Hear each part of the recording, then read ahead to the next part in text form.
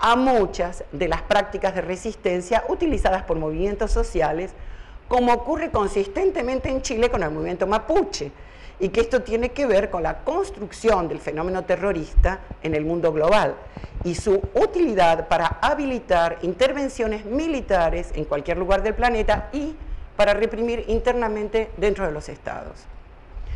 Creo que aunque resulte tedioso, es importante hacer esta reconstrucción para insistir en el sentido político que tiene en la actualidad el uso de esta categoría, que la academia ha importado del derecho y que éste a su vez construye desde ciertos requerimientos políticos.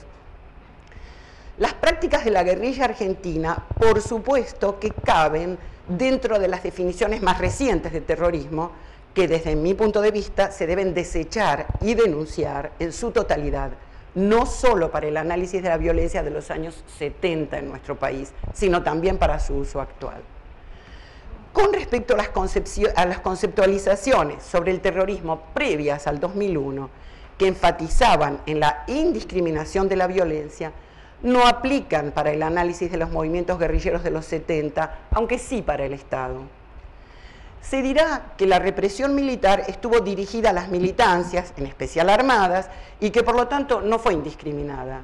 Sin embargo, la amplitud creciente de la categoría subversivo, dentro de la que podía entrar casi cualquier forma de disidencia, el uso de la fuerza del Estado, incomparable con cualquier fuerza irregular, de manera discrecional y arbitraria, recordar casos como Elena Holmberg, Branca, etc., pero sobre todo de manera incomprensible para la sociedad, generaron una sensación de indefensión generalizada e intencional con el objeto de provocar en la sociedad un miedo paralizante, es decir, terror.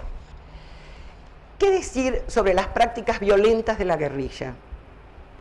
Realizó asaltos de distinto tipo para obtener recursos económicos, armamento y documentación. Secuestros, principalmente para el cobro de rescate.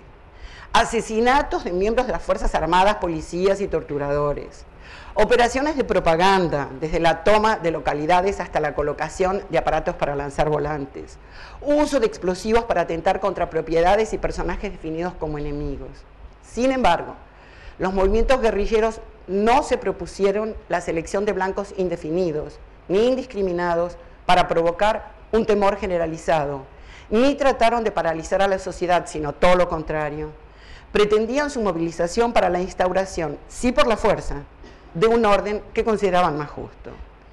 Eran parte de la lógica vanguardista y foquista de la época, y en el caso de Montoneros, con una extraña y particular mixtura con el populismo. Todas las acciones armadas pensadas desde el presente resultan inconcebibles, pero no lo eran en los escenarios bélicos de la Guerra Fría. Por eso se extendieron en muchos lugares del mundo. Hay que decir que en las situaciones de enfrentamiento es necesario pensar a los oponentes uno frente al otro y a ambos en relación con la sociedad que los genera y los sostiene. Así, hay que pensar a la guerrilla argentina en relación con un Estado que había bombardeado civiles en Plaza de Mayo, fusilado disidentes, asesinado opositores políticos y masacrado prisioneros como Entreleu, sin que jamás las instituciones ni la sociedad, incluidos los partidos políticos de la izquierda, hubieran reclamado el juicio de los responsables de tales actos. Esta violencia era parte de una lógica política instalada en la sociedad. En ese contexto, la guerrilla se consideró autorizada a ejercer su propia violencia, alimentando una espiral que no podía detener, pero sí potenciar, cosa que hizo.